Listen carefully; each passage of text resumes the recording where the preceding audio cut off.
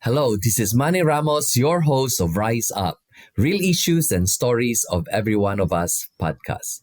But first, let me introduce myself. I'm Manny Ramos, a board member of PNAA, a past president of the Philippine Nurses Association of Central Florida.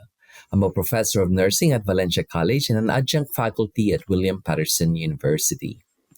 Our guest today is Dr. Karriem Watson, who's the Chief Engagement Officer of the National Institutes of Health All of Us Research Program.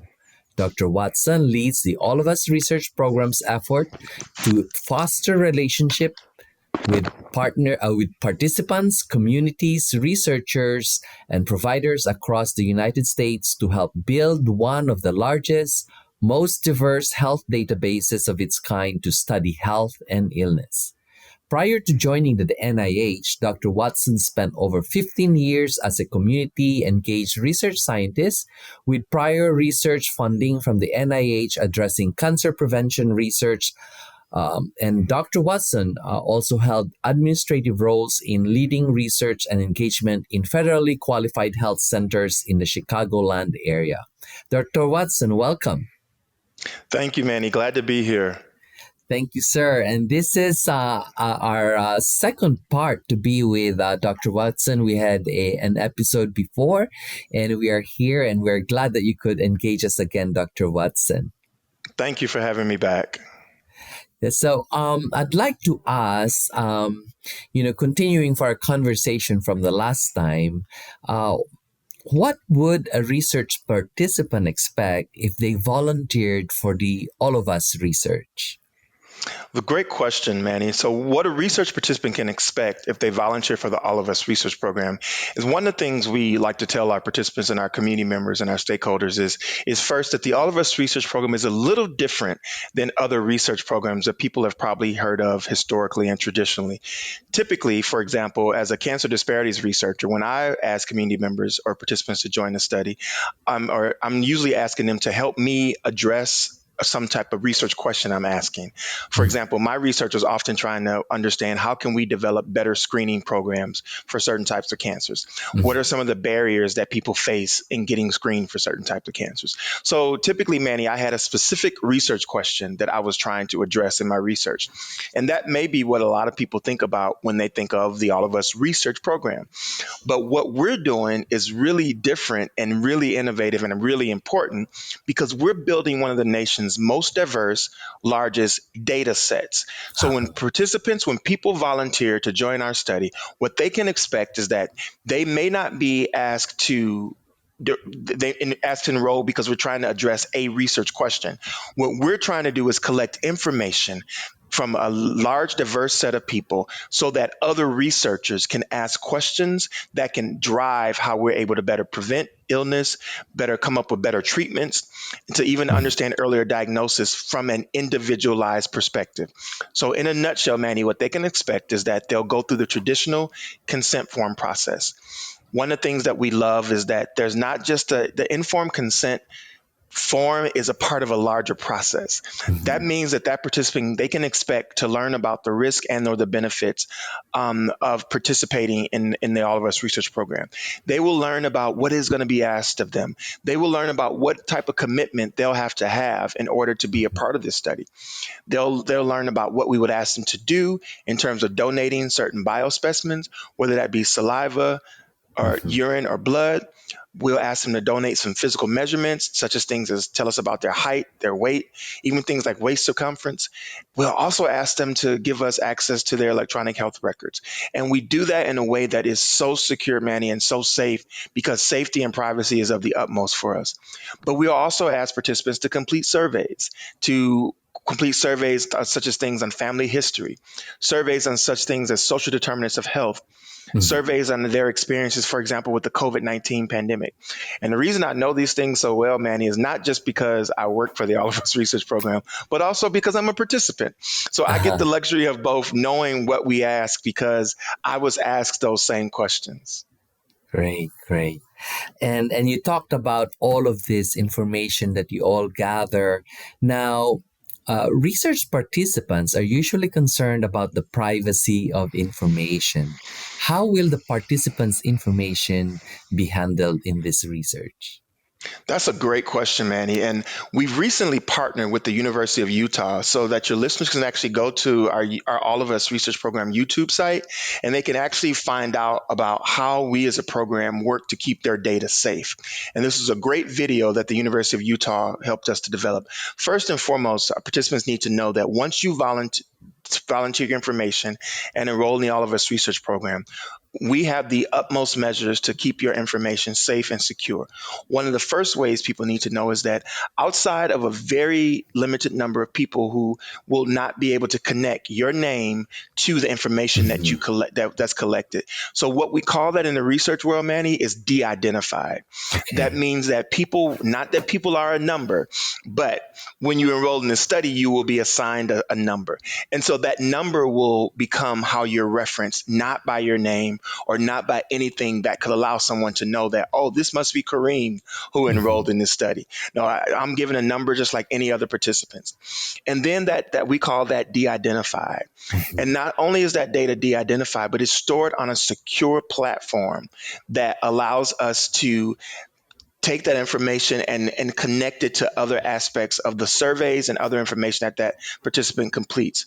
But the other thing that people can be sure of, Manny, is that we actually have what's called a certificate of confidentiality. What Hmm. that means is that we're very fortunate in that this allows us to help protect our participants from things like subpoena, things like other like law enforcement and other agencies who sometimes may want to know about people enrolled in the study. We have a certificate of confidentiality that works to mitigate those issues and really keep our participants safe, the data Okay. safe, rather. So a while ago, you mentioned about the data that you will be collecting will eventually be useful also to other researchers. Do we have an idea yet of potentially who could have access to this research data? It's available right now, Manny. I'm so glad you asked that. So, we have what's called the All of Us Research Program Researcher Workbench.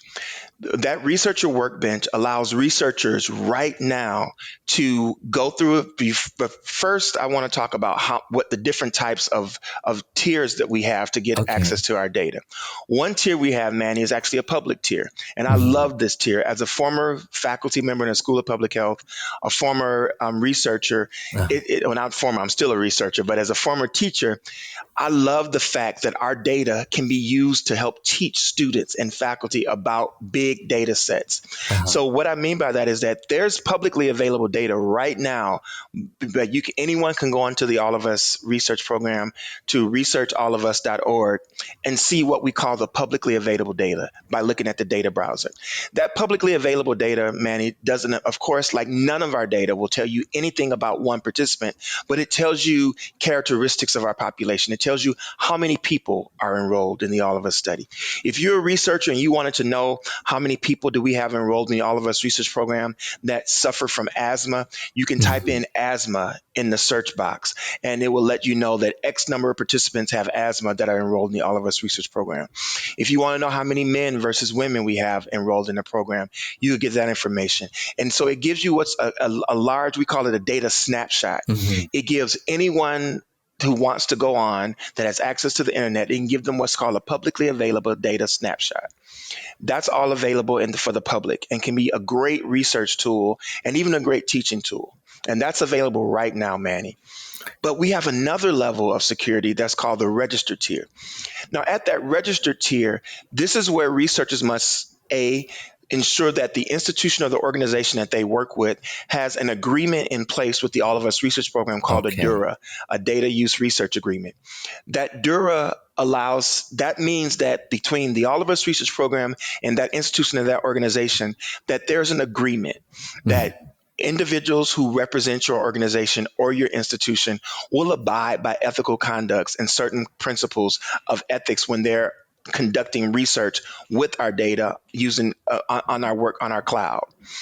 That in addition to that registration, in addition to having a Dura in place, Manny, that researcher must go through a series of trainings where they Okay. must watch a series of videos where they learn about Mhm. medical mistrust. They learn about historical things that have happened to certain minority and racial ethnic communities in research. They learn about historical inequities like the United States Public Health Service study that happened in Tuskegee, Alabama. Hmm.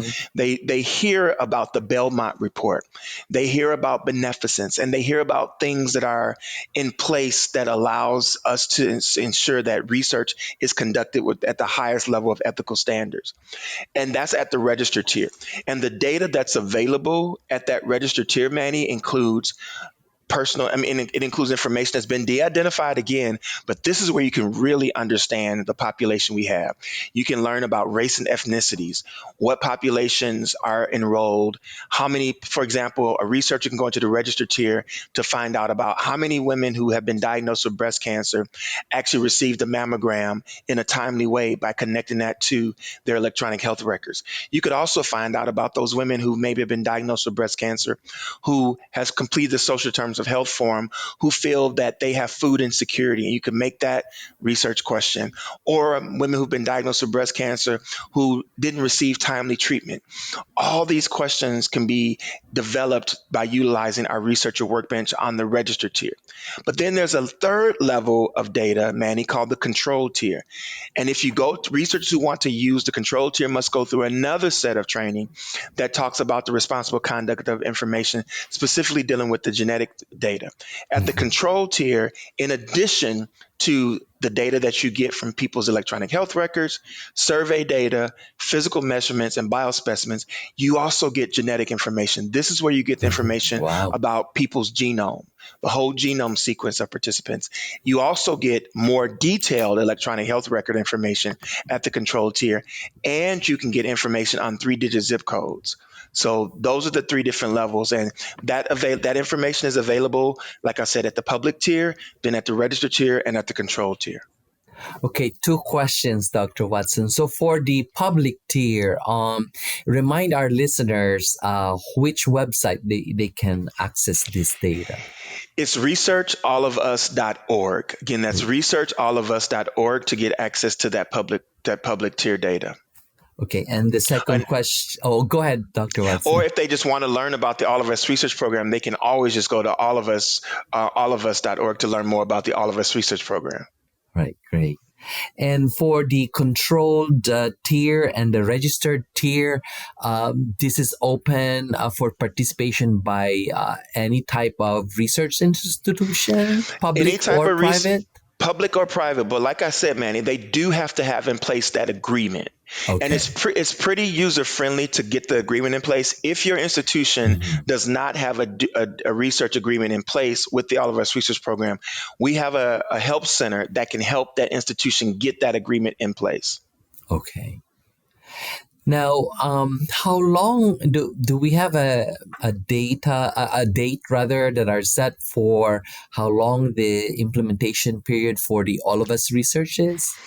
Our goal, Manny, that's a great question. So when we think about the how long the All of Us research program is, one of the things we say, and I should have described this at the beginning, is that also, unlike some research programs that are looking at asking question A, over a 2-year period, or looking at following people over a period of time, the All of Us program is looking to collect information from a million or more people, and we're saying over a decade, but our hope is that it goes beyond even 10 years or more, because Wow. it's so important for us to understand how the information that we collect, how that information may change as someone ages, as they grow, and even as they move, because we understand that the environment matters. And during our last podcast, we talked about that thing called the ZNA. Remember that, Manny? Right, That right, zip code, that right. where you live can have an impact on your health, the Yes. ZNA.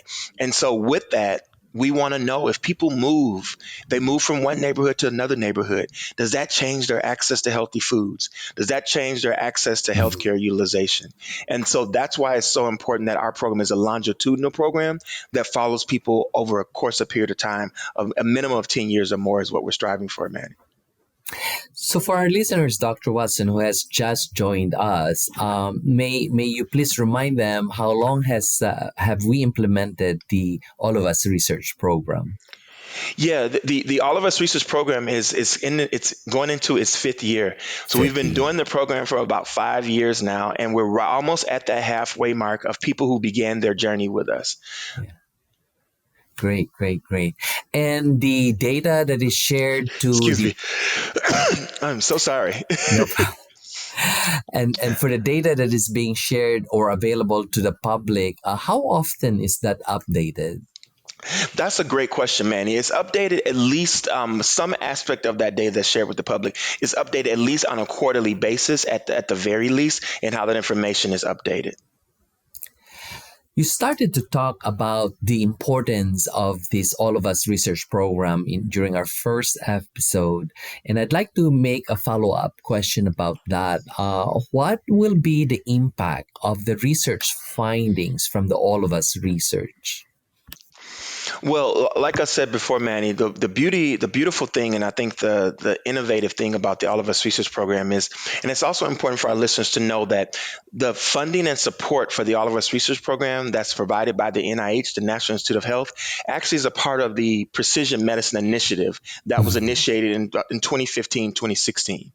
And within that precision medicine initiative, what it's really trying to do is address the fact that this concept of a one size fits all approach to Mhm. medicine, care, treatment, and prevention is not work, right? Right. We know that people's socioeconomic status, people's education status, where you live, family history, even your genome can impact how you metabolize certain drugs, how you side effects you may have to certain drugs. So in this concept of individualized medicine or precision medicine, we hope the reason why this research is so important is because researchers that want to know about someone's both genetic makeup that may put them at elevated risk for heart disease can study that in a way that also allows them to understand how someone's social environment may work alongside that genetic or that genomic factor, that family Mhm. history risk factor that person can have.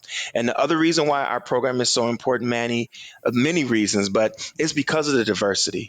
Ah, Historically and traditionally, underrepresented populations, particularly those with racial ethnic minorities, have not been included in genomic research. When yeah. you think about inclusion of populations, they definitely don't include, I shouldn't say don't include, but there's often a lack of representation, is a better way to say that, of certain populations in research. And so through our community engagement efforts, we have worked tirelessly to ensure that populations who have been historically underrepresented in research Mhm. actually are engaged in the All of Us research program. And we've been able to do that in large part through amazing partners like those of us that we have with the Asian Health Coalition, who is actually one of the partners that got us here today. Right. So, for this All of Us research program, Dr. Watson, which parts of the United States is it currently being implemented? So that's a great question, Manny. So right now, I'm proud to say that we have at least one participant from almost every state across the Wow. U.S. So we can say that in the entire, almost every state is represented in the All of Us research program. But we do have particular sites that are enrollment centers that are located across the country in Mhm. certain populations. But those enrollment centers are located through our HPOs, our health providers organizations, and our research medical centers that are in all across the U.S. in places like states like Illinois, Wisconsin, New York, California, Texas, Georgia, all over, really. But we do have some areas in the middle America that we have to do more work to get more sites in those areas. But what I love, man, is that in areas that we don't have our enrollment partners, meaning our brick and mortar buildings where people Mhm. can go and sign up and sign for the All of Us Research Program. You can learn more about the All of Us Research Program by going to allofus.nih.gov to find out how you could sign up and join as a direct volunteer, meaning that you could sign up through the internet, get access to it, and even find out ways you can donate your saliva samples as Mhm. part of that biospecimen collection. And that's one way we address the fact that we don't have enrollment sites in every 50 states. Another way we do this is through this innovative tool called the mobile engagement asset, Manny. And what the mobile engagement asset is, believe it or not, it's a mobile home that Oh. travels across the US working with our community partners. And those community partners who have trusted relationships in the community can go out and let community members know, get them excited about and awareness of the All of Us Research Program. And then that mobile engagement asset, that mobile home, is parked in places where it's visible and people can come in and learn about the program and even sign up for the program and donate biospecimens for the program as well. So even if there's not a enrollment center to where people live, they could still participate in this That's research program. correct. That's right. Okay, Through our direct volunteer site. right. And then you talked about a mobile engagement asset. So I'm thinking these are like trucks that travel around the country. Yeah, we have right now we used to have two. We have one that goes all around the country, and there's a schedule of where that mobile engagement, that asset will be, and it Uh-huh. lets you know where it's going to be. For example, it was in the Virginia, Maryland area Uh-huh. a couple month last month, and our team was so excited because they got a Uh-huh. chance to go engage with the community, see people there, and Uh-huh. talk to them about it. And it's just so exciting and invigorating and energizing, man, especially when so much has happened because of the pandemic where we've had to rightfully so social distance, and the fact that we now can in a safe way have that mobile engagement asset has been wonderful. Another thing about the mobile engagement asset is that we've thought about those populations who may be living with disabilities, Mhm. Yes. who have to access that mobile home, and we work with the American Association of Health and Disability to ensure that that mobile home, that mobile engagement asset, is equipped with tools that people who may be living with disabilities are able to still partake in the program and participate. Okay. So I'm assuming that the schedule of this mobile engagement asset is published in the website. So, It is, yes, it okay. is. Okay. And then for those that have participated remotely, for example, is it ever a challenge to continue to, let's say there's follow-up activities that they need to do, is that ever a challenge? Well, I would say follow up is always a challenge, Okay. Manny, because people's lives are so busy, particularly Right. in this day and age. In the midst of the pandemic, people have a lot of things pulling at them.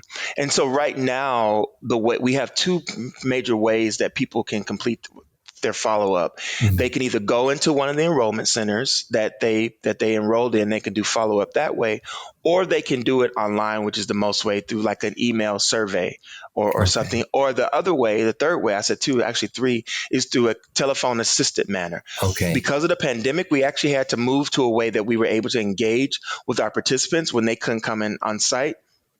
And so one of those ways is through, a telephone assistance program that allows people to complete those surveys. And we have been able to keep people retained and engaged through those mechanisms, Manny. But that's one area that we have to still do a lot more work in, is to keep people engaged. We've done an amazing job of getting people enrolled. Now the next one part of our journey is to get more people enrolled, keep those who have enrolled engaged, and get more people enrolled. For someone like me, a minority, a Filipino American, wherein there's really not a lot of data about our population group, and I'd be interested perhaps to participate in this program. So all I gotta do is go to that website and initiate contact, I guess, or volunteer. Yeah, for you, Manny, you'll be going to joinallofus.org. That's Join all of www. us. Joinallofus.org. All And of when you go us. to that Okay. joinallofus.org site, I hope you find it that it'll be user friendly and it'll walk you through the steps. But in the event, Manny, when you go to joinallofus.org, if you find out that this is not as user friendly as Karriem said it would, there's actually a phone number you can call to get some assistance on how to be walked through that process. Is the All of Us research program being published in social media? It is. We do have some social media publishing of the program. We're out there. We have an amazing communications team led by Alyssa Kotler that is out there. They're doing so much. I see them on different social media sites. They're out there. There's Twitter accounts and other accounts. I Mm. don't know if I'm able to say names of accounts, but they're out there in social Okay. media. Great, great. That is great to know. Very good to know. Now, the program has been, in implementation for 5 years now. What can you share to us? Anything that has significantly been the outcome, I guess, from in its first 5 years of implementation? Yeah, man. And one of the things I think that has been the great outcome is the fact that we've been able to achieve this unprecedented number of diversity, equity, and inclusion in terms Mhm. of our enrollment numbers. We're at over 477,000 people, Wow. participants who have started their journey with us. And of those Right. 477,000 plus who started their journey with us, over 350,000 of those have completed all the baseline information. Those have completed their appropriate surveys to be what we call like a core participant. Yeah. And of those numbers, Manny, we are so proud that over 80% enrolled to date are what we call underrepresented in biomedical research. That means they may be racial ethnic minorities, and Uh huh. 50% of our participants are actually racial ethnic minorities. And That's great. that's it's been through intentional community engagement efforts and trusted relationship with our partners. And you talked earlier about Asian Americans and Mhm. not the importance of diversity in clinical trials. Right. One of the challenges, and I know the PNAA works hard on this, is to ensure that we don't just lump Mhm. all Asian Americans and Right. Pacific Islands into one category, because we know there's so much diversity and heterogeneity that exists Yes. both culturally as well as probably from a genomic perspective. And so we're very proud that as a program, when participants self-identify as, if they identify as being Asian American, then we ask them please to specify your particular ethnicity and or culture, because it's Yes. so important to understand the experience of Filipino Americans in the study, the experience of Chinese, Korean, and other populations in the study, because those experiences, Manny, may be different. And those differences can really help us understand how one population may be impacted differently by a condition and or an experience.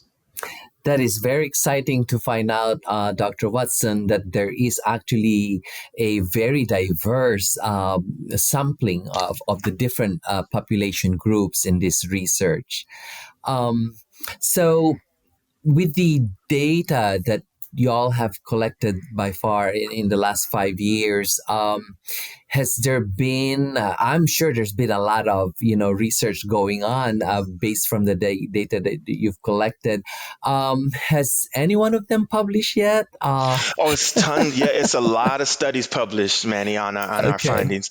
And so, but like I said, remember, our research program is so unique in that it's not asking a specific question. So we could say, because of all of us, we've been able to determine this, but it's because of the researchers.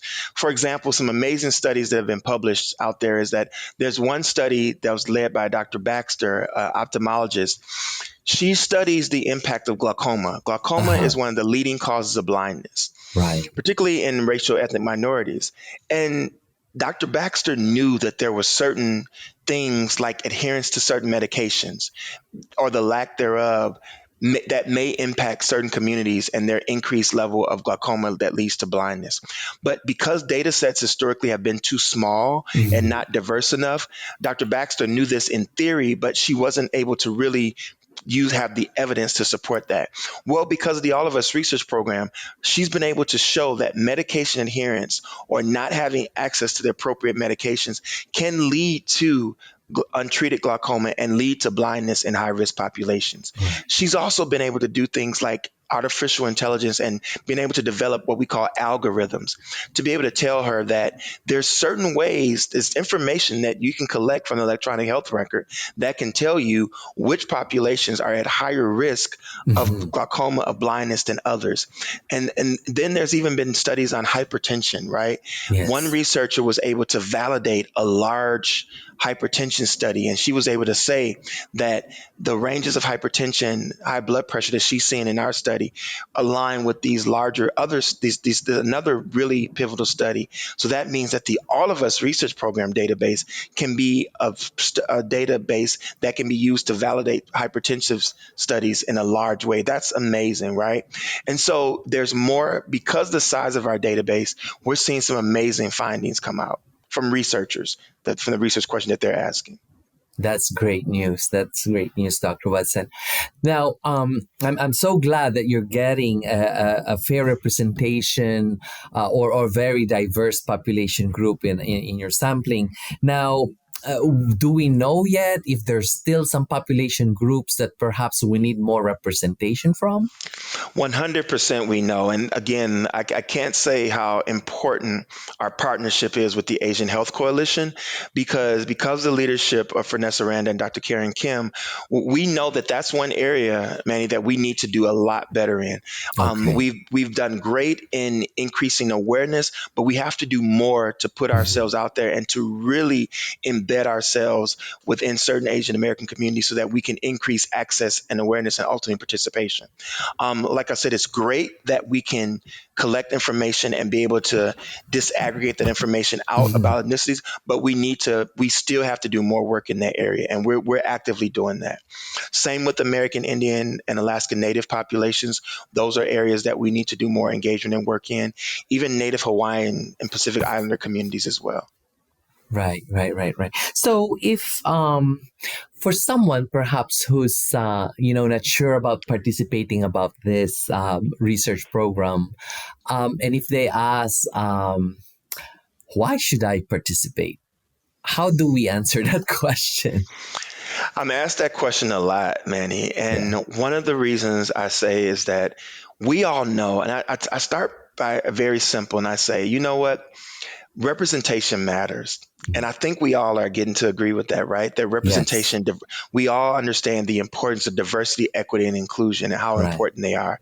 We know that when you have different thought leaders at the table, different ideas, that you're able to speed up innovation and have things that are come up with innovative approaches and solutions to things. It's the same with science. We know that there's not a one size fits all approach to research. And Mhm. historically, unfortunately, most research has been conducted, particularly genomics research, has been over 78% inclusive of European and white populations. That means that as treatments are developed, as diagnoses are developed, as research is conducted, those findings are may not always be as generalizable to other Mhm. populations, right? Yes.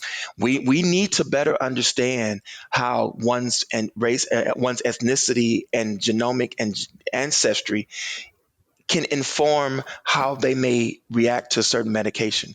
We know Yes. that by nature, race is a social construct, right? Many of us, we know that, but it's because it's a self identified thing, it still may be important into how certain communities may engage in research. So when people ask me, why should I participate in the All of Us research program?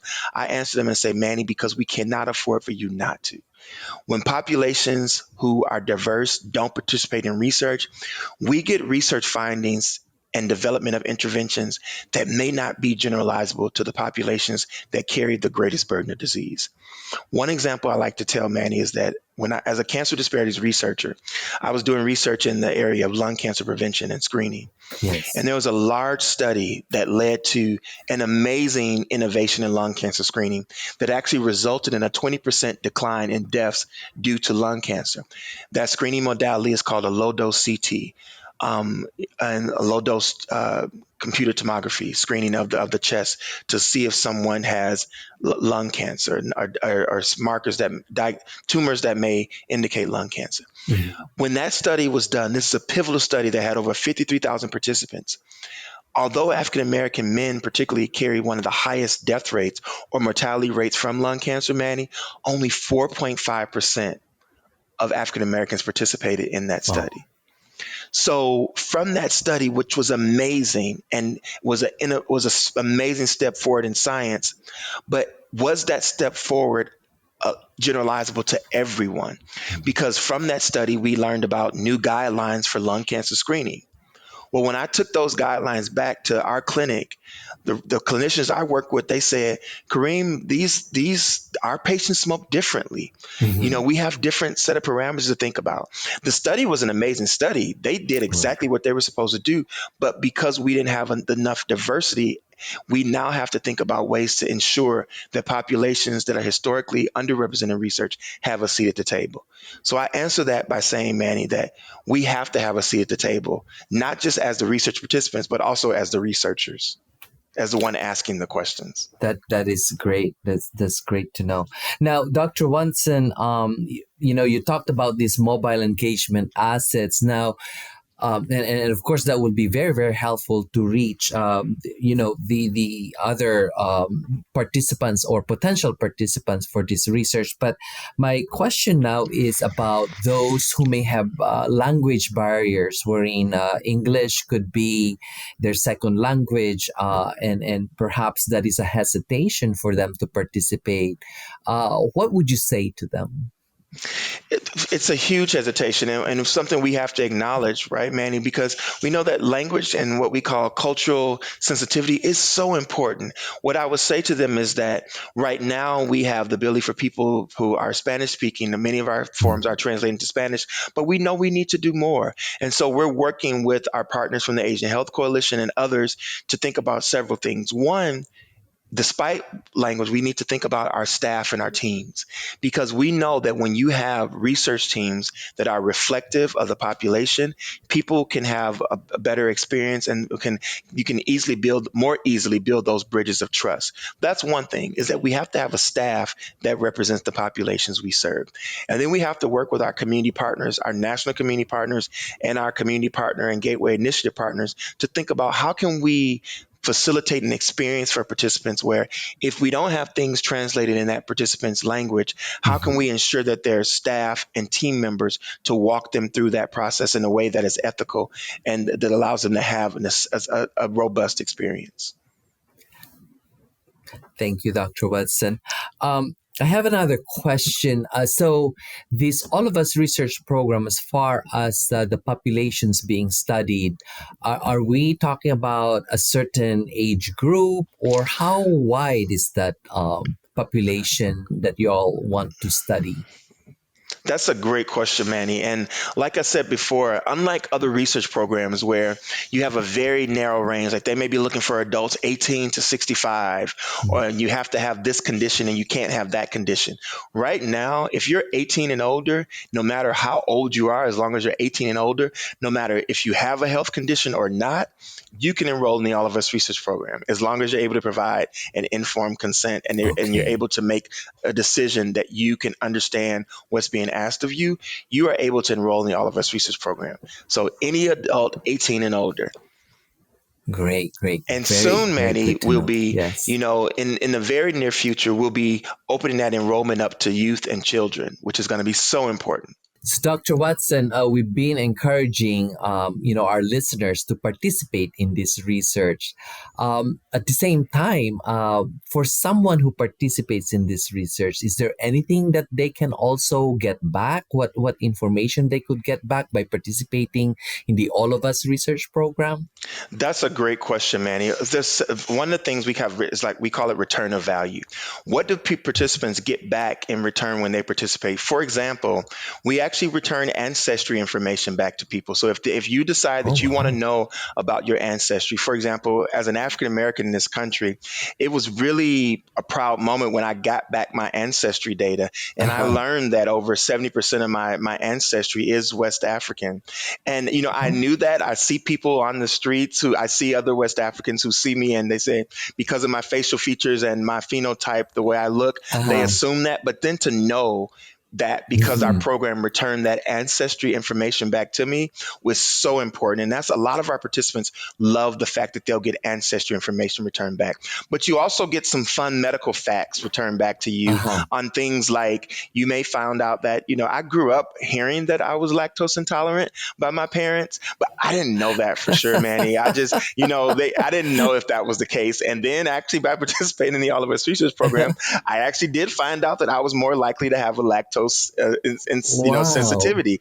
And there's even things like, whether you are able to have like a sensitivity. I mean, like, you're able to more likely like things like cilantro.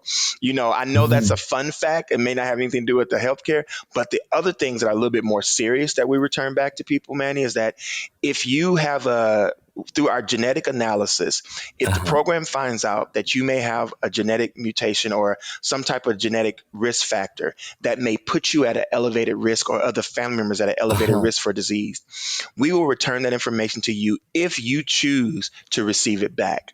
You have to say, I Wow. want that information back. And if you do say you want that information returned to you, and there is what we call an actionable finding, Uh-huh. not only will we return that information, but we'll also connect you with a genetic counselor to talk to you about what that information means and how you can talk to your doctor about the information that you just got back to you.